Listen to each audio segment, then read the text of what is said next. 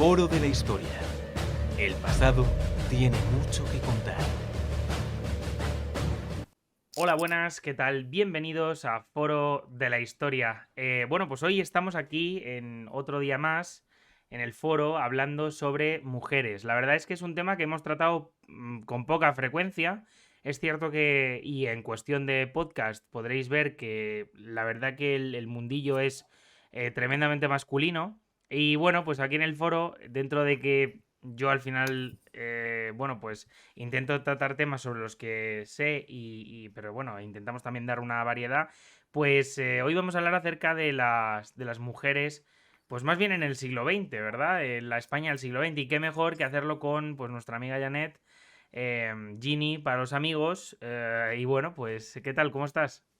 Hola Javi, ¿cómo estás? Hemos Acá grabado además siempre. dos programas hace relativamente poco, así que a la gente que esté escuchando el foro bueno, pues le gustará volver a escucharte porque después de ese programa sobre la dictadura argentina que publicamos en septiembre de este 2024, la verdad que ya había ganas de volver a hablar contigo y, oye, pues de tratar temas que además son tremendamente profundos, como es la mujer en el siglo XX en España.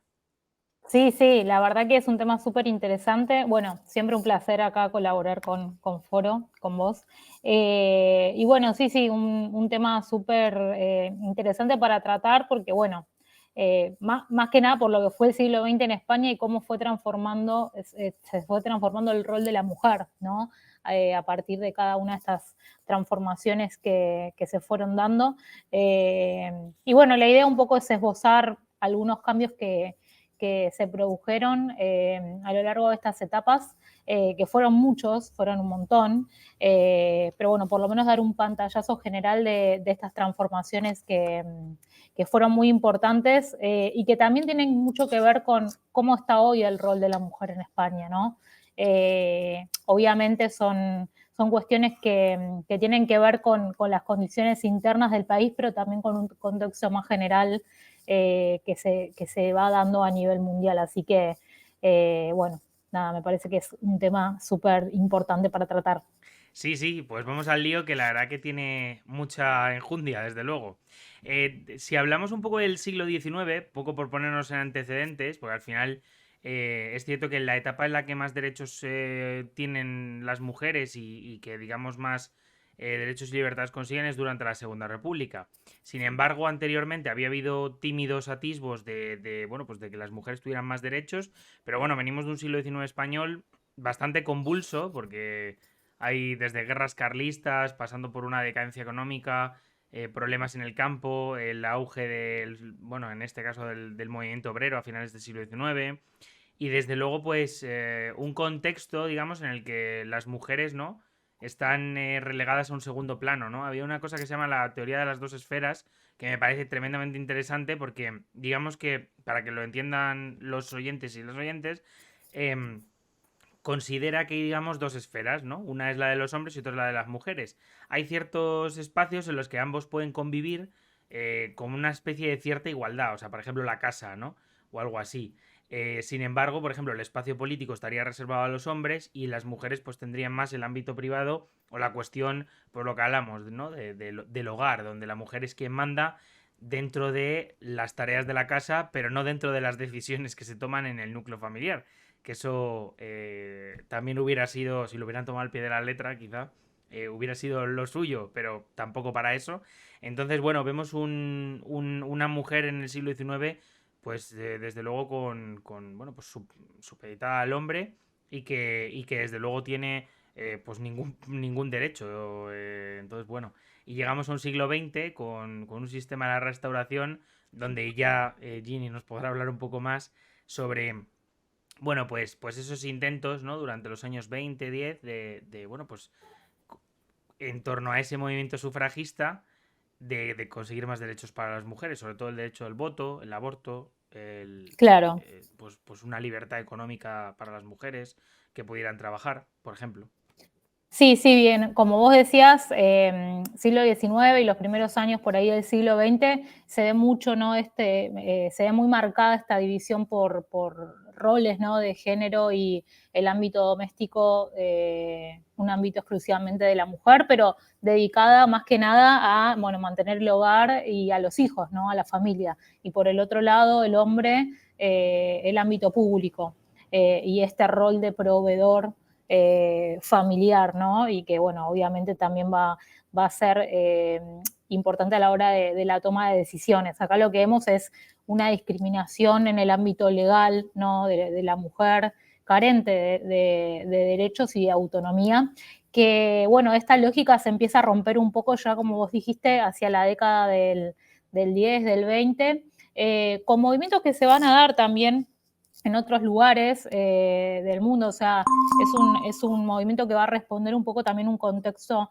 internacional, que también tiene que ver, bueno, con qué pasa después de la Primera Guerra Mundial, ¿no? Con la incorporación de a poco de la mujer al ámbito laboral, ¿no? Esta salida de lo que es el ámbito doméstico y este crecimiento también de un movimiento obrero. Sumado también a todas las corrientes nuevas que se empiezan a imponer, sobre todo después de lo que va a ser la Revolución Rusa a nivel mundial y los cambios que eso también va a traer aparejado. Entonces ya a partir de la década del 20 podemos observar, ¿sí? En lo que fue la etapa de la dictadura de Primo de Rivera, cómo empieza de a poco a cambiar esta coyuntura con respecto al rol de la mujer y se empiezan a dar de a poco estos movimientos que reivindican ciertos derechos o reclaman, ¿no? Por ciertos derechos que la mujer hasta ese momento no tenía, ¿no? Que en un principio son más movimientos o derechos de tipo social, pero que después también se amplían al ámbito político, ¿no? Como por ejemplo el derecho al voto, que va a ser fundamental, ¿no? Para que la mujer pase a ser un sector político, ¿no? Que antes no se tenía en cuenta. Efectivamente, de hecho, estas reivindicaciones es cierto que hasta la Segunda República, digamos que no se vuelven totalmente efectivas, como es el caso del derecho al voto. Sí que es cierto que hay un pequeño intento desde la dictadura por conseguir que las mujeres puedan votar, pero tienen que ser mujeres de cierta edad, de cierta posición social. O sea, es una especie como Sí, más digamos, restringido. sí, bueno, tremendamente restringido como para que fuera algo, digamos, testimonial. Me pareció interesante ese tema cuando, la verdad, que cuando lo tratamos porque bueno, yo se lo he comentado a Ginny, que justo nosotros es que en el máster de Historia Contemporánea, que yo estuve haciendo en 2000... Madre mía, ha pasado mucho tiempo ya, ¿eh? En 2020, justo estuvimos tratando este tema y hablaban, pues eso, de que realmente es un intento que está viciado de que las mujeres tengan el voto, porque al final, pues es una. Vamos, no iba a ser nada más que simbólico, ¿no?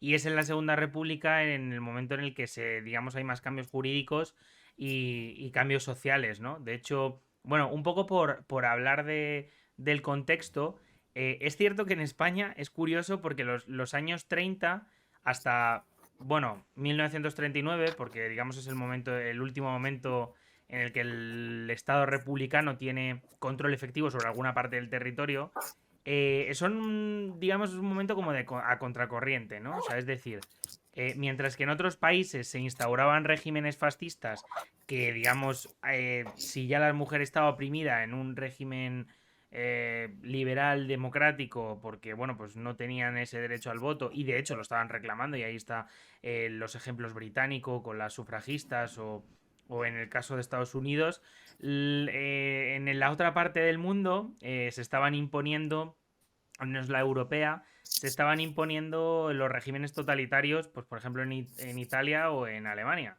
Y claro, la mujer en esos sistemas estaba totalmente supeditada y sin ningún tipo de derecho, ¿no? Y justo en la República, en 1931, pues digamos que viene dentro de esa tendencia, a romperla en nuestro país y a, digamos, comenzar, pues eso, con una serie de cambios culturales bueno, que además fueron posibles, entre otras cosas, porque la República fue apoyada por una buena parte, tanto de los intelectuales como de las propias mujeres, que se inscribieron masivamente en asociaciones, en partidos políticos. Pero bueno, esto es algo que realmente no es nuevo, porque vamos, y esto a lo mejor sin dar fechas, pero bueno, contando un poco el caso que es curioso, en el caso del Partido Socialista, o sea, dentro de lo que son los congresos del Partido Socialista, las mujeres, pues bueno, sabéis que en el caso del Partido Socialista, cada congreso, digamos, lo que hacen es discutir las ideas para el futuro, básicamente. O sea, así a grosso modo, porque se puede explicar muy largo y tendido, pero vamos, para que lo entendamos, los congresos es donde se fija la posición ideológica del partido. Y claro, es interesante porque justo ya las mujeres estaban empezando a reivindicar cuestiones como el aborto, el voto, y que vienen además, bueno, pues eso, que vienen no solo es una cuestión española, pero que desde luego en España el Partido Socialista es donde más se ponen sobre la mesa. También, por ejemplo, hay publicaciones anarquistas y otra serie de publicaciones dentro de lo que llamaríamos el movimiento obrero que vienen reclamando todo esto. Entonces, claro, llega la República y pues las mujeres pasan de no tener ningún tipo de derecho a ser un sujeto activo en política, pudiéndose enrolar en asociaciones o en partidos políticos, incluso luego posteriormente incluso participarán en la contienda de la guerra civil, y también pasan a poder votar, cosa tremendamente importante porque suscitó además muchísimos recelos, que eso por ejemplo nos puede hablar bien Ginny, seguro. Sí, sí. Bueno, como bien decías, es en la Segunda República donde estos cambios se empiezan a plasmar, ¿no? Pero bueno, es interesante ver cómo ya desde los años previos este activismo político de corte feminista, podríamos decirlo, ya se empieza ahí a gestar, ¿no? Y se empieza también a repensar un poco el concepto de ciudadanía y de democracia en torno al rol de la mujer. Entonces acá como habíamos mencionado antes, estas demandas sociales se empiezan a unir con las demandas políticas y sobre todo si lo que tiene que ver en el ámbito en el ámbito político, pero también de la educación, del trabajo remunerado, ¿no? Se empiezan a dar una serie de corrientes que empiezan a reivindicar estas cuestiones que se van a plasmar una vez que se pronuncie la segunda República con la Constitución, ¿no? Que se va a establecer a partir de ahí. Eh, o sea, lo que sería previo a la República tenemos, por ejemplo, no sé, grupos de artistas intelectuales como la Sin Sombrero que empiezan, ¿no? A mostrar este cambio cultural, ¿no? Las sufragistas, o sea, ya se empieza como a ver todo un nuevo clima, ¿no? De activismo político por parte de las mujeres, que como dijimos, a partir de la República es donde se van a hacer efectivos, ¿no? Y este proceso ya iniciado de emancipación que se empieza a dar en los años previos, con la República podríamos decir que se termina de plasmar.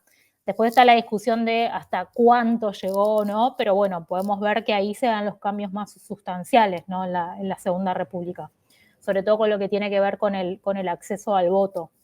Sí, de hecho es interesante y por ponerte un par de ejemplos, hablábamos antes de revistas y de publicaciones, por poner el nombre a la revista que hemos mencionado, en la revista Redención, o por ejemplo el grupo de la Liga Española por el Progreso de la Mujer, que acabó teniendo era una asociación a nivel nacional que digamos englobaba pues eso, feministas de diverso tipo de corte, que al final acabó configurándose como una asociación de clase y que digamos luego tuvo, bueno, pues miles de, vamos, réplicas en todo el territorio nacional, en el momento en el que ya las mujeres, pues eso, se convirtieron en un sujeto activo.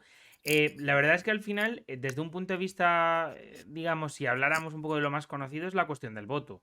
Sí, El voto es, bueno, aparte de que en España es uno de los España es uno de los primeros países donde las mujeres ya pueden votar, como hemos dicho, a contracorriente de todos los países europeos y, bueno, mundiales, diría yo, porque al final creo que Australia había tenido también un intento, pero bueno, realmente España es uno de los primeros países donde la mujer puede, bueno, pues acceder al voto. También tenemos otra serie de cambios, pero bueno, el más importante sería este del voto. Tenemos que es justo defendido por Clara Campoamor, que además sí. lo va a defender bueno, además tiene un libro que se llama El voto femenino, mi pecado mortal, o algo así. Es que no me acuerdo cómo se llama el libro específicamente, pero bueno, y que lo va a defender desde unas posiciones de una especie de derecha moderada, porque ella pertenecía al partido de Le Rouge y bueno, pues que le van a... Claro, Vamos, ahí hay todo un debate, ¿no? Que se genera en torno a, bueno, el voto de la mujer, pero que implica también eso, ¿no? Pensemos también que es un contexto en el que esto es una innovación, es algo nuevo. Como vos decías, acá España va contracorriente del mundo, básicamente, y mientras el resto de los países tal vez se cierran hacia una derecha radicalizada, en España vamos a tener un proceso modernizador y de liberalización también de ciertos sectores oprimidos como la mujer. Entonces, también es un poco, bueno, se le otorga el derecho a la mujer, pero ¿desde qué sentido? ¿Desde qué aspecto? ¿No? Con qué criterios? Entonces, eso obviamente va a generar estas disputas y estas controversias que se ven, ¿no? En los debates, bueno, por ejemplo, con Clara Campoamor y Victoria Kent, ¿no? Había sido. sí, porque discuten en torno a cómo de positivo sería el voto para las mujeres Claro, y digamos, desde lo que son los sectores más, digamos, por ejemplo, el sector socialista, porque bueno, en el caso de Nelken, de Margarita Nelken, sí que es cierto que no se opone, eh, pero es cierto que no está de acuerdo, sin embargo no se opone. O por ejemplo en el caso de Victoria Kent, que siempre se dice que es del Partido Socialista, pero es del Partido Republicano Radical Socialista, que no tiene nada que ver, o sea, son formaciones totalmente diferentes. Pasa que como lleva socialista, pues me imagino que es la buena excusa. claro. Pero en cualquier caso, sí que es cierto que son las primeras diputadas que discuten en torno a ello. em, y se oponen al acceso de las mujeres al voto a priori, pero eso sí, luego no votan en contra. De hecho, es más, el voto del Partido Socialista es fundamental para la obtención del voto femenino, entre otras cosas porque supone el 53% de los votos, que son Claro, concretamente 84, si no recuerdo mal, o algo así. Bueno, está en el Boletín Oficial del Estado, que eso se puede leer muy fácil. En cualquier caso, Clara Campoamor, durante pues, estos meses, consigue que se incluya el voto femenino en la Constitución republicana. Y bueno, pues esto supone muchas cosas al final. El hecho de que, aunque es cierto que en las primeras elecciones no pueden votar, votan ya, digamos, en las siguientes, en las que gana lo que sería la CEDA, la Confederación de Derechas Autónomas, y el Partido Radical de Le Rouge. Em, pero bueno, consiguen ese derecho al voto y lo utilizarán hasta las elecciones del año 36, pero luego no habrá más hasta el año 77. Sin embargo, sí que es cierto que bueno, en torno a esto, Clara Campoamor en El voto femenino y yo, mi pecado mortal, que es el título del libro que justo lo acabo de leer, em, ella comenta que bueno, pues que hay una gran oposición, claro. La oposición viene de su izquierda, viene de su derecha, y esta mujer claro. contracorriente pues consiguió establecer un derecho en el que, insisto, somos pioneros. Igual que nos pasa actualmente con los derechos LGTBI, ¿no? Que en donde España es un país pionero, donde el matrimonio igualitario fue, bueno, la ley de matrimonio igualitario fue una de las primeras que se establecieron en todo el mundo, que parece mentira, pero en ese sentido también hemos sido pioneros. Y bueno, pues, digamos, pasando un poco a otras cosas, las mujeres durante la Segunda República tuvieron un buen momento de inclusión laboral también. Sí, sí, acá podemos ver cómo se empieza a definir a partir de, bueno, el otorgamiento de estos derechos, como el derecho al voto, también sanción de algunas leyes como la ley del divorcio, ¿no? Se empieza a conformar o a establecer un nuevo modelo de mujer que va a romper con el viejo esquema tradicional de la mujer eh, supeditada al hombre y reducida al ámbito doméstico, ¿no? Acá vemos una mujer más moderna, si se quiere, ¿no? Que se incorpora tanto al mundo profesional, laboral, como también cultural, político. Entonces, la Segunda República viene a reconfigurar ese ideal de mujer moderna, ¿no? A través de estos avances, sobre todo legislativos y que se van a empezar a dar y que se establecen en la Constitución, ¿no? Que bueno, y que va a formar también parte de este proyecto modernizador y democrático que es la Segunda República, ¿no? Se establece, bueno, lo que es la igualdad ante la ley, como recién mencionaba, la ley del divorcio. eh, También se empieza a legislar un poco la cuestión de la prostitución, que también va a ser bastante importante. Leyes que van a ayudar a llevar a cabo la planificación familiar, el derecho a la educación, clave también esta cuestión de la educación que ya se venía propugnando, sumado, bueno, al tema del sufragio femenino, ¿no? Y bueno, esta equiparación de igualdad entre hombre y mujer en el mundo laboral que va a ser también un quiebre bastante importante con respecto a lo que se venía dando tradicionalmente. Por ejemplo, en el caso de, y hablamos un poco de la cuestión de la educación, es cierto que a esto le hemos dedicado un programa. Bueno, en realidad hemos dedicado un programa a la mujer durante la Segunda República, porque lo grabamos, me acuerdo, con Yagoba Álvarez, que publicó un libro hace relativamente poco, un año o 2 años, acerca de este tema y justo nos comentaba, pues eso, los cambios radicales que estamos nosotros ahora mismo repitiendo aquí en el podcast. También, en cuanto a las mujeres, es cierto que comenzaron a incluirse desde un punto de vista educativo en lo que son los centros escolares de todo el país.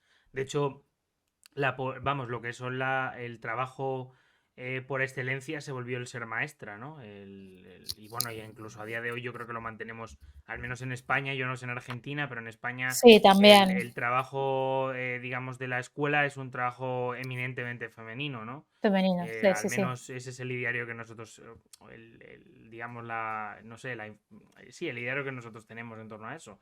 Pero bueno, y luego otra cosa que me parecía interesante en lo que mencionabas, sobre todo porque, bueno, por dar algunos toques y es interesante que la gente lo tenga en cuenta. Claro, hubo ciertos cambios que, por ejemplo, fueron parciales y que no llegaron a tener, pues, a ser un cambio efectivo en la sociedad española. Y, por ejemplo, hablamos de la cuestión de la prostitución, ¿no? La prostitución en España eh, es una cuestión, digamos, que es importante porque justo es durante la Segunda República cuando se quiere empezar a legislar sobre esto, pero no se legisla de manera, digamos, efectiva, entre otras cosas porque hay tal consumo de prostitución y está a todos los niveles que, digamos, no se podía regular desde un punto de vista, ni por supuesto ni abolir. De hecho, en ello se sigue. O sea, quiero decir que es una cuestión, pues bueno, que De un incluso a terreno día de difícil. hoy, sigue sin estar erradicada. En cualquier caso, sí que es cierto que se intentan hacer una serie de cambios y que sobre todo es en la guerra civil, en cuanto a lo que hablamos de la prostitución, con Federica Monseni como ministra de Salubridad, pues digamos que se van a intentar llevar, bueno, pues a cabo diversos proyectos para no erradicar la prostitución, porque, insisto, era algo eminentemente ligado a la sociedad española de la época, pero que sí que es cierto que, bueno, pues se intenta de alguna manera minimizar o proteger a las mujeres que están en esa situación de exclusión. Luego, a ver, hablábamos del aborto. El aborto tampoco llega digamos, a ponerse en marcha. Bueno, de hecho es un derecho conseguido hace relativamente poco también. Y el aborto es una cuestión que, bueno, pues que por la cuestión moral de la época es complicado tocar, ¿no? Y que tampoco tuvo un cambio efectivo. Pero bueno, desde luego bueno, fueron esos experimentos que sin, digamos, llegar a buen puerto, marcaron lo que es el inicio de lo que hoy entendemos pues como lucha por el derecho al aborto, o lucha por la Claro. abolición o la regulación de la prostitución.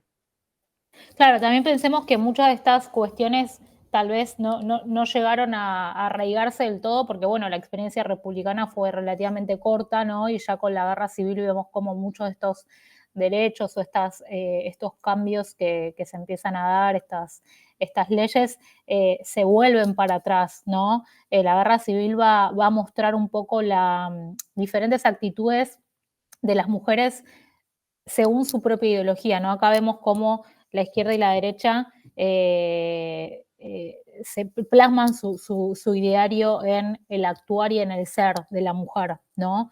A partir de la guerra civil. Y vamos a tener como dos modelos totalmente contrapuestos, ¿no? Lo que sería la mujer republicana, que se va a incorporar al conflicto a través o sea, mediante una forma más activa, ¿no? Ya sea en el frente o en la retaguardia, pero va a participar de este conflicto. Y por el otro lado, y va a reivindicar también, y va a luchar por mantener esos derechos adquiridos durante la República. Y por el otro lado vamos a tener el otro contrapunto que va a ser desde el bando sublevado, ¿no? Esa mujer madre y esposa, ¿no? Que no se mete en política, que está dedicada al ámbito doméstico, ¿no? Que vuelve a esa teoría de las dos esferas.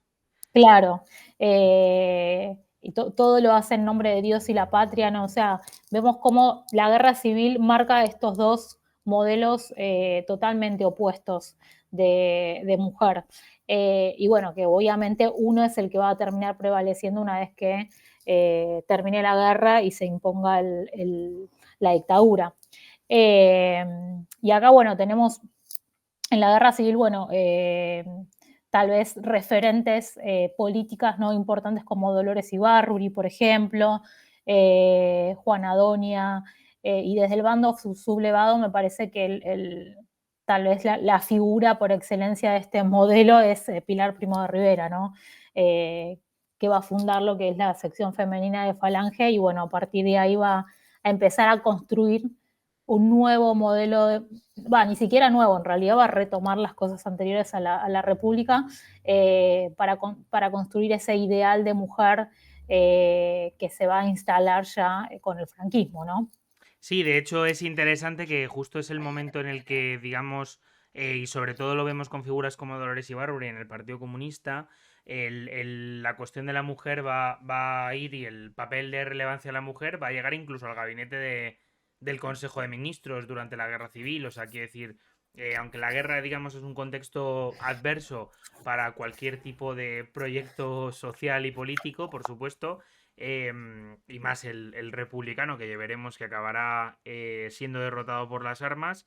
Sí que es cierto que lo que es la cuestión de la mujer tendrá relevancia en todos los ámbitos. Tendremos desde mujeres trabajando en propaganda, mujeres arengando en el frente, como es el caso de Dolores Ibarruri, que lo hará pues con las brigadas internacionales, en la defensa de Madrid, que son, por ejemplo, por poner dos ejemplos que de sus discursos más conocidos, o desde el gabinete del Consejo de Ministros como Federica Monseni, que es cierto por cierto, Federica Monseni es la primera ministra anarquista y también es la primera ministra mujer, que es curioso porque, digamos, cumple novedoso, o sea, es novedosa Claro. por ambas partes, ¿no? Es bastante Porque, rupturista. joder, ser anarquista y meterte en un gobierno es literalmente lo más rupturista que a mí se me puede ocurrir. Sí.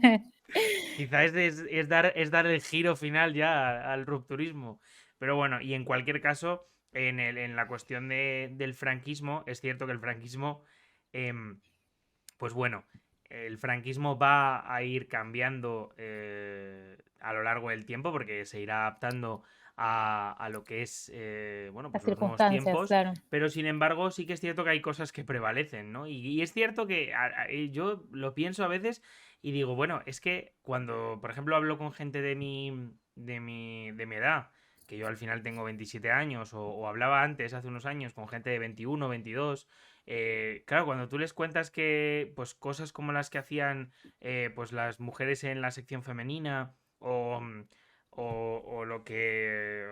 cuestiones como lo que hacían en el nuevo estado franquista, las tareas, el que les enseñaban a coser, el hecho de que no tuvieran ningún tipo de educación, que digamos, las clases que recibían eran de cocina o de buenos cuidados, o incluso asignaturas en las cuales se decía, tienes que tratar a tu marido de esta manera y de otra, y con manuales inclusive, Sí, sí.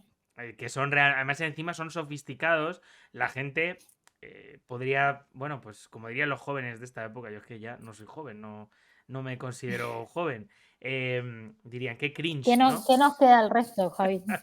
Bueno, yo es que nací con 87 años, lo que pasa que... Pero bueno, en cualquier caso, sí que es verdad que hay gente que no se lo toma en serio y dice, esto no puede ser.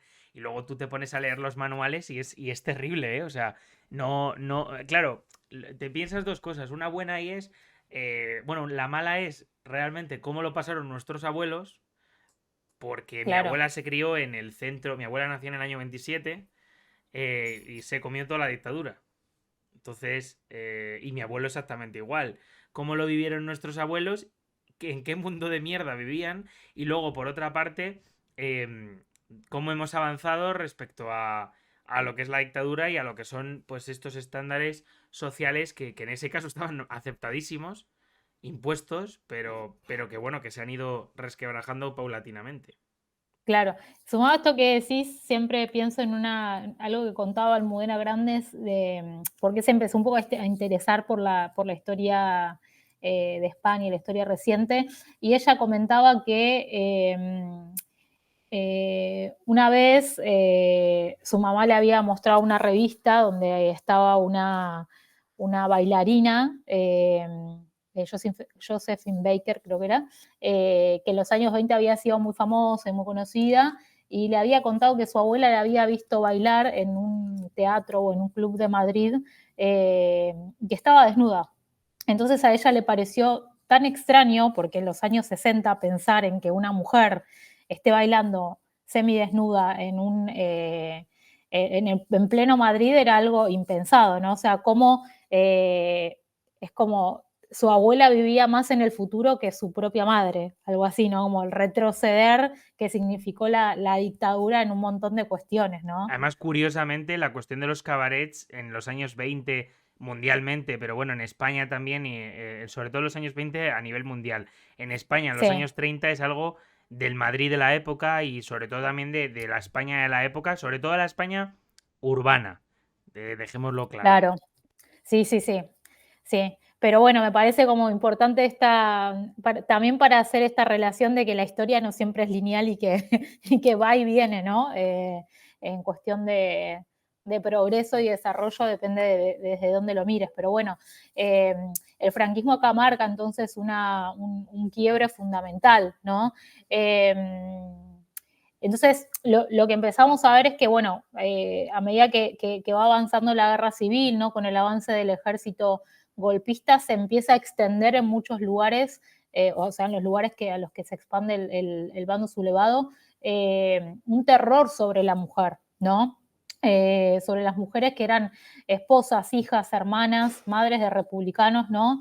Que empiezan a ser sometidas a una doble represión, ¿no? Acá vemos la diferencia entre la mujer republicana y la mujer sublevada, ¿no? O del bando sublevado. Y es sobre esta mujer republicana que va a perder de alguna manera la guerra, que se empieza a imponer una especie de doble represión, ¿no?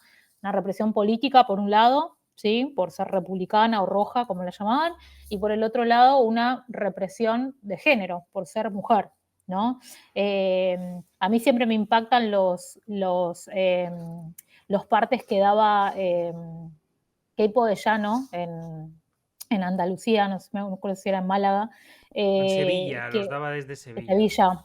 Ah, nada, que un poco les decía, no sirve de nada que griten, que pataleen, porque, o sea, la van a pasar mal, algo así, ¿no? Como Sí, o sea, lo eh, que dicen sin es, o ningún sea, tipo de tapujo. que quizá bueno, sí, es propaganda, es una cuestión, además de sembrar el horror, es una cuestión psicológica más que otra cosa, pero es cierto que eso sucedió a lo largo de la guerra y sobre todo en los territorios donde el ejército sublevado iba pasando, ¿no?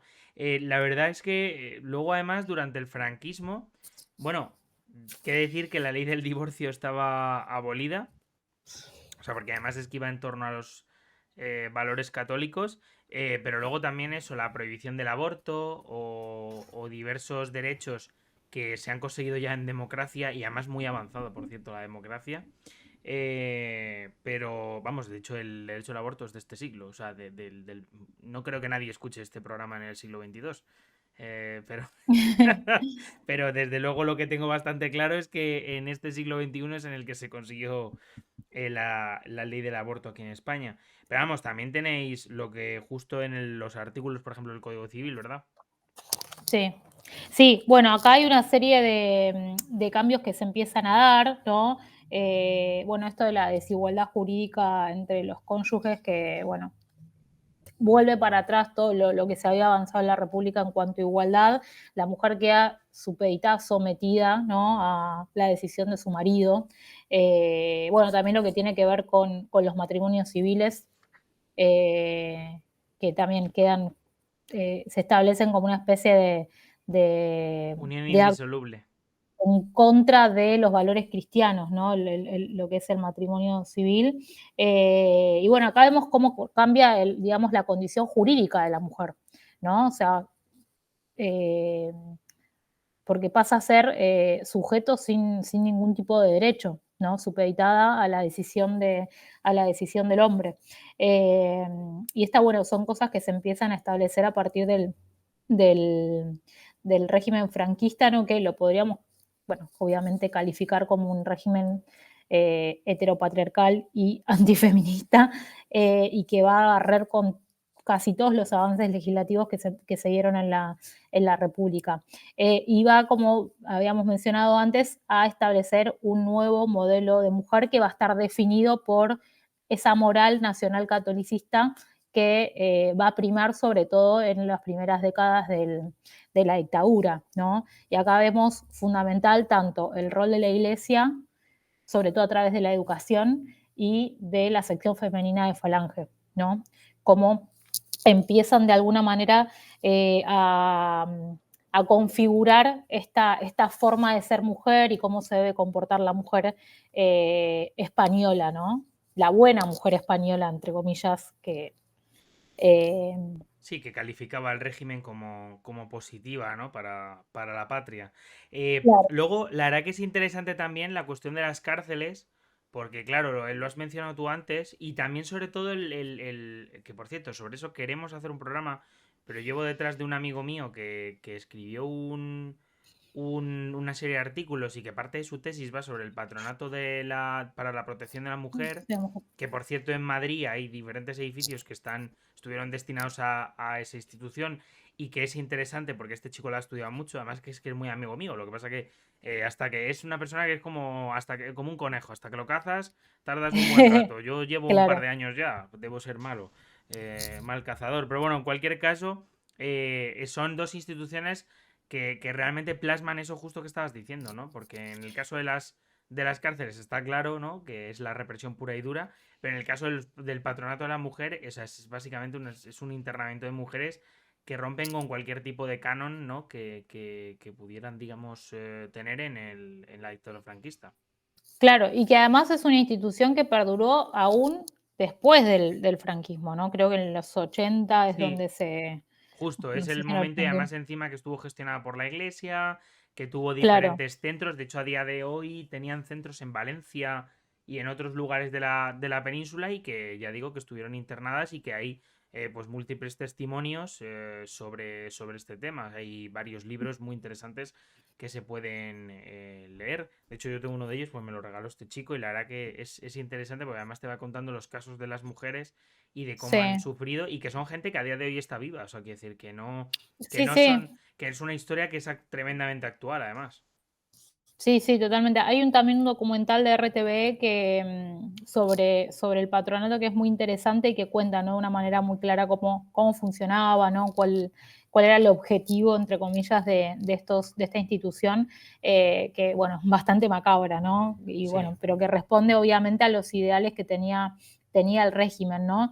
Entonces acá lo que vemos es, como decíamos, esta mujer reducida al ámbito doméstico y al sometimiento, que va a estar carente de derechos políticos y jurídicos, se va a establecer sobre ella una represión tanto moral como sexual, ¿no?, respondiendo a estos ideales nacional católicos, y se va, digamos, a revalorizar el rol de esposa y madre.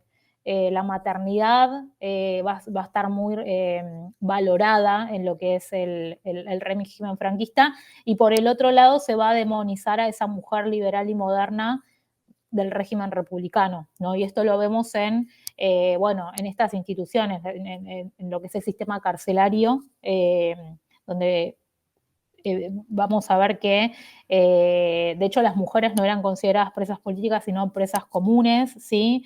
Y lo que va a plantear esto es que va a haber una conversión de esa disidencia política en delincuencia, ¿no? Y ahí el tratamiento además que van a tener. Acá es importante ver sobre todo las ideas de Vallejo Nájera, ¿sí? Que va de alguna manera a relacionar o a plantear que el accionar de esas mujeres republicanas, ¿no? Era producto de su propia perversión moral y sexual, y que su inferioridad era una cuestión natural, ¿no? O sea, se daba porque eran mujeres. Entonces, ese va a ser un combo, digamos, que se lo va a tratar de hacer pasar como, no sé, científico o pseudocientífico, ¿no? Para poder aplicar esa represión sobre la mujer. Lo que planteaba también Vallejo Nájera era que la única terapia que se podía hacer sobre ellas era el adoctrinamiento religioso y patriótico, ¿no? Estas ideas de, bueno, religión, patria, nacionalcatolicismo, mezclado con ciencia, ¿no? Va a ser digamos, una cosa muy, muy extraña que va a tratar de justificar de alguna manera ese tratamiento que van a tener estas mujeres en la cárcel, ¿no? Donde vamos a ver que es un ámbito en el cual se aplican todo tipo de represión, ¿no? Violaciones sistemáticas, falta de salubridad, falta de higiene, falta de alimentos, ¿no? Y a todo esto además se va a sumar el tema de que en muchas cárceles las mujeres estaban con sus hijos. Entonces acá se suma otra cuestión también muy importante que tiene que ver con el adoctrinamiento a estas mujeres, que es el tema del robo de bebés, porque lo que se planteaba era que había que segregar al niño, al hijo de esa roja que tenía un gen maligno, de su propia madre, ¿no? O sea, apartarlo. Entonces acá vemos cómo las mujeres sufrían todo este tipo de violencia de género, podríamos plantear, ¿no? Porque justamente era por su condición de ser mujer también. Eso es, y justo, digamos, un poco por terminar, la dictadura acaba resquebrajándose en mil pedazos tras la muerte de Franco y sobre todo tras, bueno, pues, y lo voy a decir muy claramente, un hostigamiento por parte del movimiento obrero, que al final es el verdadero enemigo, porque el movimiento antifranquista tuvo muchísimo, muchísimo potencial, políticamente hablando, pero desde luego quien pone contra las cuerdas al régimen son los propios obreros, como digamos, bueno, ahí tenemos a comisiones y a UGT organizando clandestinamente pues todas estas acciones en contra del régimen. Y bueno, pues llegamos a una democracia donde, bueno, pues vemos que hay una transición donde las mujeres efectivamente consiguen ser sujeto y desde luego ser elegidas también para cargos como en la República, se recuperan esos derechos perdidos durante la dictadura y las mujeres, digamos, pasan a estar, bueno, pues integradas en la sociedad con, con plenos derechos. Cierto es que luego, bueno, pues cuestiones como el aborto avanza, bueno, habrá que esperar hasta el siglo XXI, cuestiones como el matrimonio igualitario exactamente igual, pero bueno, son derechos que ya, digamos, que irían más allá de los conseguidos durante la Segunda República. Sin embargo, pues bueno, sí que se consigue por lo menos, bueno, pues dentro de lo que es la democracia liberal en la que vivimos y el Sí, régimen. avances muy importantes. Eso es. Entonces, bueno, pues es la verdad que esta historia del casi siglo XX durante lo que es bueno, pues la historia, los derechos de las mujeres durante el siglo XX, la verdad que es realmente interesante, pues eso, porque es complejo y sobre todo porque no es una historia lineal, sino que se va cortando en ciertos periodos muy largos, cronológicamente hablando, y bueno, pues que nos llevan a día de hoy a que las mujeres son sujetos de pleno derecho. Claro, sí, sí. Creo que bueno, también la historia tiene eso de importante, ¿no? Cómo nos permite también pensar el presente, ¿no? Creo que es el objetivo fundamental. Bueno, ¿cuál es la situación de la mujer hoy teniendo en cuenta todas estas transformaciones que se fueron dando a lo largo de lo que fue el convulso siglo XX español? Y cómo eso de alguna manera determina también, ¿no? La posición o el rol actual de la mujer y como vos decías, cómo se fueron logrando estos avances en los que en muchos casos España fue pionera, ¿no? En este reconocimiento por ahí de la igualdad más de género o en estos avances también legislativos. Pues eso es. Y bueno, la verdad que yo te agradezco muchísimo, la verdad, este programa. Porque, bueno, pues me pareció interesante. La verdad que cuando me lo propusiste me pareció una idea fabulosa. Y creo que hace falta, pues yo, vamos, lo he dicho siempre y es cierto que tenemos un problema y bueno, y que voy a hacer una crítica a lo que es la cuestión de los podcasts, donde hay muy poquitas mujeres colaborando en programas, sobre todo de historia. No sé por qué, es una cuestión que está, desde luego, donde las mujeres todavía no han entrado con fuerza. Creo que hay que hacerlo y creo que hay que bueno, pues compartir este espacio y bueno, en el caso del foro no hay problema porque cabemos todos, pero en otros espacios es cierto que las mujeres tienen que ir también entrando, ¿no? Entonces, bueno, pues, y vamos, y que porque es su espacio legítimo también, entonces, pues no hay más. Yo no, yo animo a los podcasters o a la gente que nos esté escuchando, pues a reflexionar sobre esto y nada, darte de nuevo las gracias, Ginny. No, gracias a vos, Javi. Bueno, como siempre, un placer acá colaborar con Foro.